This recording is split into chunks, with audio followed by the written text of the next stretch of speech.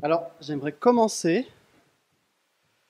par une petite introduction. Est-ce que vous vous rappelez la dernière fois où vous avez voulu fuir l'endroit où vous étiez? Que ça soit parce que c'était un dur moment, un moment pas trop agréable, un moment où vous étiez senti peut-être délaissé, peut-être pas écouté, peut-être ridiculisé, en gros pas à l'aise. Peut-être que c'était au boulot, peut-être en famille, peut-être agacé parce que dans la voiture ça allait pas. Et peut-être que c'était de votre dû, peut-être que c'était de votre faute. Ou alors, c'était tout simplement l'inverse. Vous êtes vexé parce que on vous a mal parlé. Peut-être que quelqu'un vous a fait une queue de poisson en voiture, ou alors toute autre chose. Pour ma part, je me rappelle d'un épisode quand j'étais étudiant, où j'avais l'impression d'avoir été délaissé par mon groupe d'amis. La raison, c'était une mauvaise blague faite à mon égard. Aujourd'hui, je sais que j'ai réagi de manière assez stupide, que je me suis vexé.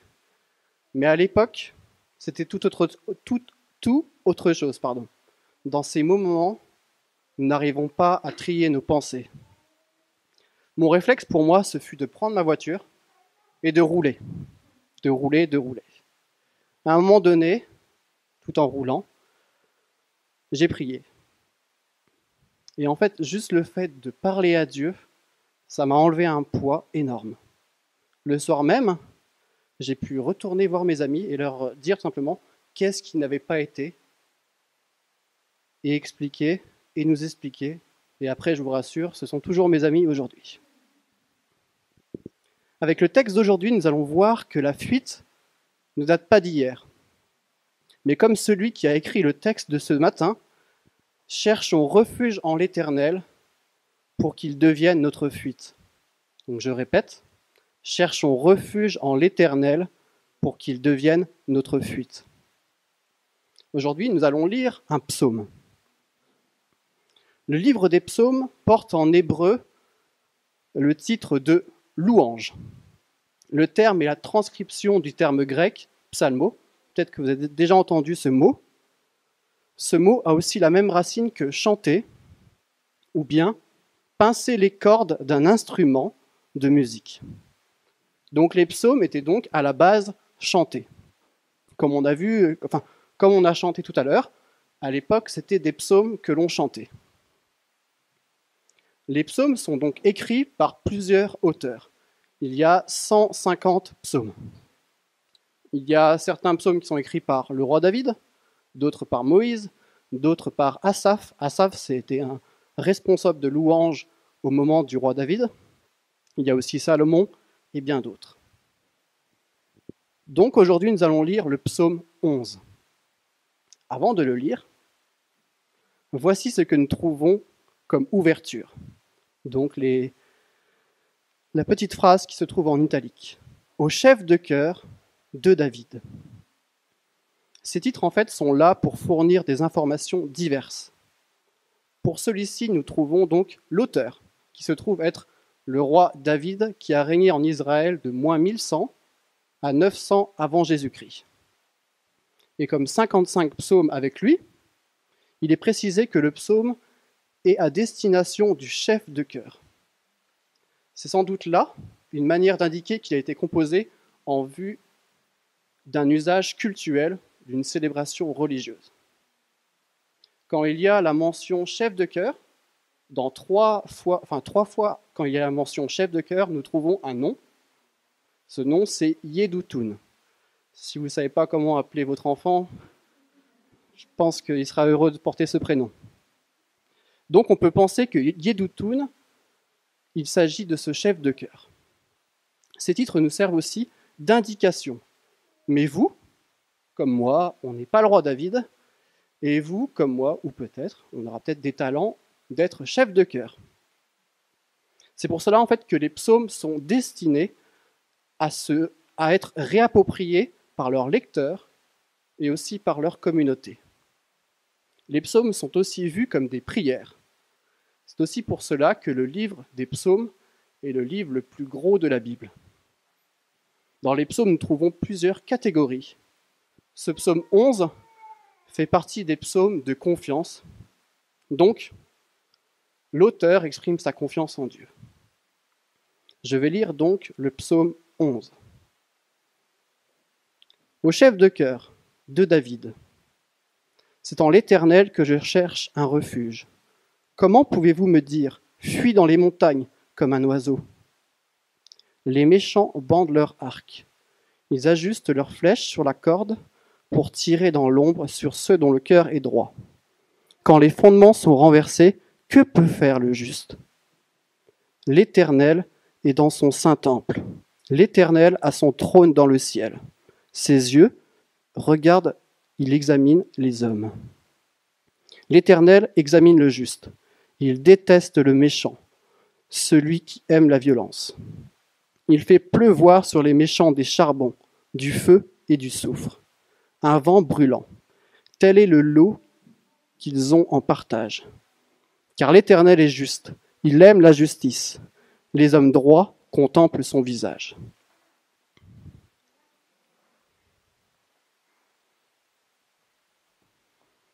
Ce qui m'interpelle le plus dans ce texte, et ce que je trouve super intéressant, c'est que dès le début, David exprime sa confiance en Dieu. Il le considère comme son refuge.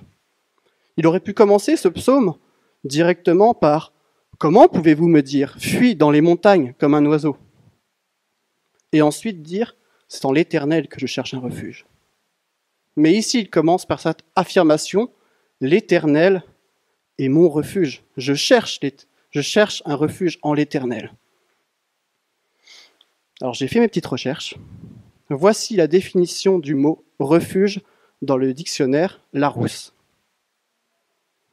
Refuge. Lieu où l'on se réfugie pour échapper à un danger. Lieu où se rassemblent des personnes qui s'y savent accepter. Et ensuite, la définition du verbe « se réfugier ». Se retirer en un lieu ou auprès de quelqu'un pour échapper à un danger ou à une chose désagréable. Nous voyons donc dans ces deux définitions, deux notions apparaissent. Tout d'abord, la fuite d'un danger, et ensuite, le refuge est un lieu où auprès d'une personne. Je trouve ce dernier point super intéressant. Est-ce que vous avez déjà pensé à cela en pensant à un refuge? Que le refuge pouvait être auprès d'une personne. Pour ma part, quand je pense à un refuge, quand moi j'ai besoin de fuir à un endroit, de me réfugier, je vais aller dans un endroit isolé, seul, parce que j'ai besoin de ça. Mais le refuge, donc, peut être vu comme un endroit auprès d'une personne.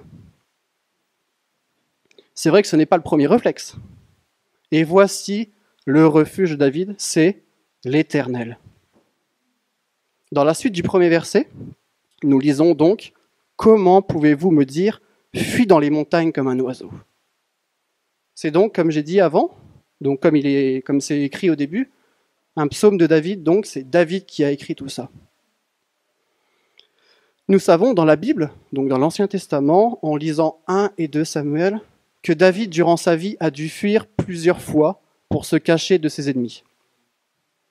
Avant qu'il règne, David, le peuple d'Israël donc a demandé un roi à Dieu, parce qu'il voulait ressembler aux autres peuples. À ce moment-là, donc, Dieu leur donne un roi d'après leurs désirs. Et c'est à ce moment-là que Saül devient roi. Quelques années par la suite, Dieu va se choisir un roi d'après son cœur. À ce moment-là, il va nommer roi David.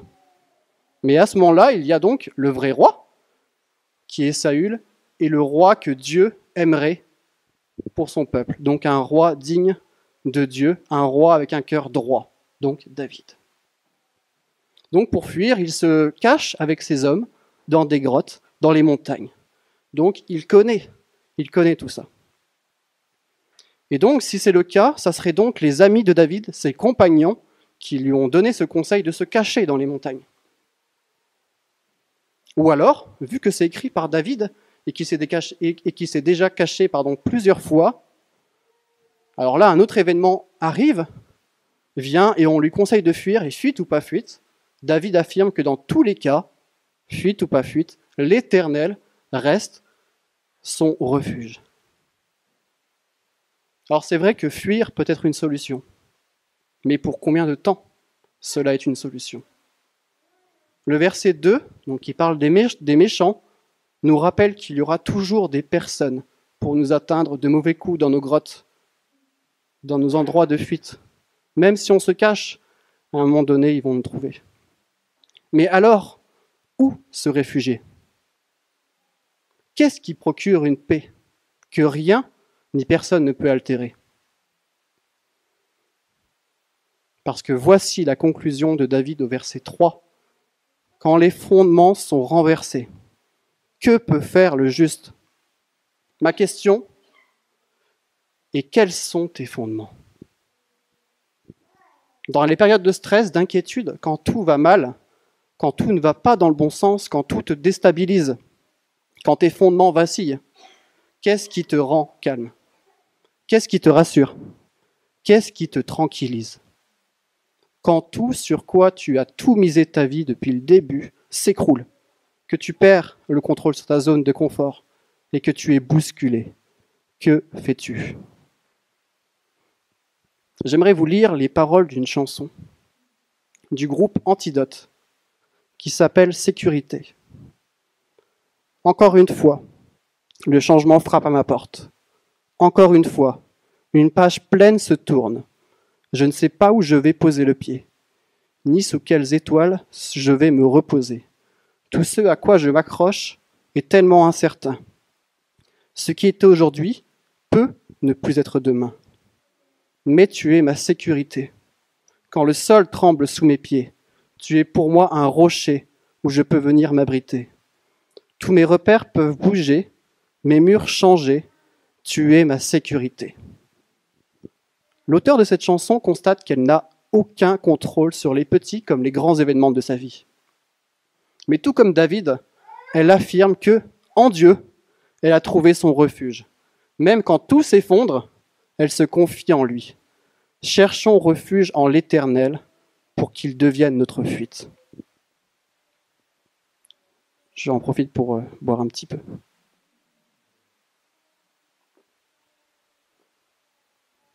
Nous arrivons donc dans la deuxième partie de ce message. Nous allons voir le cœur du message de ce psaume. Nous avons pu voir dans la première partie que l'Éternel est un refuge. Pourquoi m'enfuir? Nous avons vu par la suite ensuite les actions des méchants avec les flèches qui tirent dans l'ombre, et ensuite les actions des justes. Quand les fondements sont renversés, que peut faire le juste? Et maintenant, le cœur du message, Dieu est souverain. Je vais lire donc les versets 4 à 6.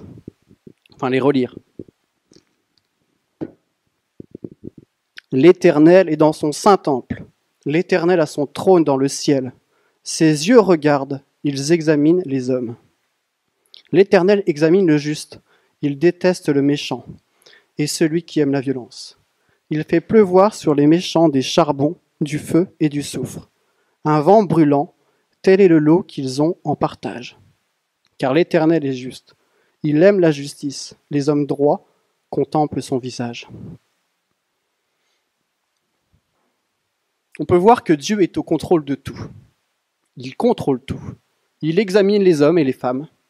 Il connaît tout de eux, chaque détail de leur agissement, mais aussi de leurs pensées, bonnes ou mauvaises. Il est juste avec chacun, l'homme juste et l'homme mauvais. Quand dans la Bible on voit le terme homme juste ou bien homme méchant,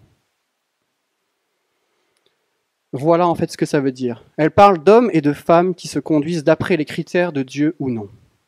C'est-à-dire le cœur. Le cœur est-il bon ou le cœur est-il mauvais? Qui cherche en premier l'intérêt des autres et de Dieu, ou alors son propre intérêt? Pour résumer, qui marche selon Dieu. Sur le moment, quand nous sommes en plein milieu d'une situation où l'on ne voit pas où l'on voit que la fuite comme solution, ne regardons pas au moment présent, mais faisons confiance en Dieu pour la suite. Dieu se sert de chaque situation pour nous faire grandir et surtout pour nous faire comprendre et prendre conscience de plus en plus de notre besoin de dépendance envers lui. Alors vous allez peut-être me dire ça, Étienne, je sais que c'est dur. Dur à entendre quand nous sommes dans une situation pas agréable, que cela va nous faire grandir. Je vous confirme, c'est très dur. Mais avec le recul, quand je regarde en arrière, je me rends compte que quand je traverse une mauvaise situation et que je vais vers Dieu, que je me confie en lui, Dieu me fait grandir. Surtout quand je passe de mauvais moments et que je vais dans ses bras. Dieu prend du plaisir à nous accueillir dans son refuge. Cherche son refuge en l'Éternel pour qu'il devienne notre fuite. Pour la dernière partie, et comme conclusion de ce psaume, et donc le verset 7, nous pouvons lire « Car l'Éternel est juste, il aime la justice. Les hommes droits contemplent son visage. Voici la récompense en allant se réfugier vers Dieu. Nous avons la grâce d'être accueillis par lui. » Je vais vous lire un texte qui se trouve dans l'évangile de Jean, chapitre 14, versets 5 à 11. Donc c'est Jésus qui parle. Enfin, il pose la question à Jésus. Excusez-moi. Thomas lui dit, « Seigneur, donc Jésus, nous ne savons pas où tu vas. Comment pouvons-nous en savoir le chemin ?» Jésus lui dit, « C'est moi qui suis le chemin, la vérité et la vie. On ne vient au Père qu'en passant par moi. Si vous me connaissez, vous connaîtriez aussi mon Père, et dès maintenant vous le connaissez, et vous l'avez vu. » Philippe lui dit, « Seigneur, montre-nous le Père, et cela nous suffit. » Jésus lui dit, « Il y a si longtemps que je suis avec vous, et tu ne me connais pas, Philippe ? Celui qui m'a vu a vu le Père. Comment peux-tu dire, montre-nous le Père ? Ne crois-tu pas que je suis dans le Père et que le Père est en moi ? Les paroles que je vous dis, je ne les dis pas de moi-même. C'est le Père qui vit en moi, qui fait lui-même ses œuvres. Croyez-moi, je suis dans le Père et le Père est en moi. Sinon, croyez au moins à cause de ses œuvres. C'est parce que Dieu a fait justice qu'il a envoyé son Fils Jésus sur terre, pour que nous puissions voir Dieu, le Père, en regardant Jésus.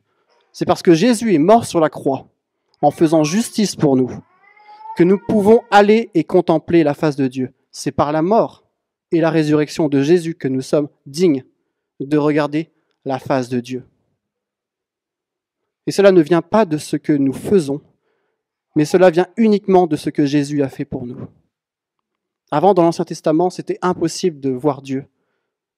On devait passer par le prêtre, aller offrir un sacrifice à Dieu, pour voir un sacrifice au prêtre, et le prêtre allait offrir un sacrifice à Dieu pour nous. Et c'était la seule manière de voir Dieu en face et de se faire pardonner. Mais par Jésus, quand Jésus est mort, maintenant on a accès au Père. Voilà ce qui fait de nous des hommes et des femmes justes, pas par rapport aux autres hommes, mais aux yeux de Dieu. Pour conclure, David dans sa vie a dû fuir pour échapper à ses ennemis. On aura toujours des choses qui vont nous tomber dessus, bonnes ou mauvaises. Mais son vrai refuge à David, où il trouva le vrai réconfort, la vraie aide, le vrai soutien, la vraie paix. On pourrait rajouter d'autres choses à cette liste, mais le seul vrai refuge étant Jésus-Christ seul. Cherchons refuge en l'Éternel pour qu'il devienne notre fuite. Voici quelques mises en pratique. Quels sont mes faux refuges ? Est-ce que je suis reconnu comme quelqu'un qui m'emporte beaucoup ? Prie pour ressembler de plus en plus à Jésus. Quels sont les fondements de ta vie ? Est-ce que Dieu est ton refuge ? Est-ce que Dieu est ton refuge parce que tu essayes tous tes autres refuges avant d'arriver à Jésus ? J'aimerais terminer par un verset qui se trouve en 1 Jean, versets 4 à 16. Or, nous avons connu l'amour que Dieu a pour nous, et nous y avons cru. Dieu est amour, et celui qui demeure dans l'amour demeure en Dieu, et Dieu demeure en lui. Nous avons cette grâce de connaître Jésus.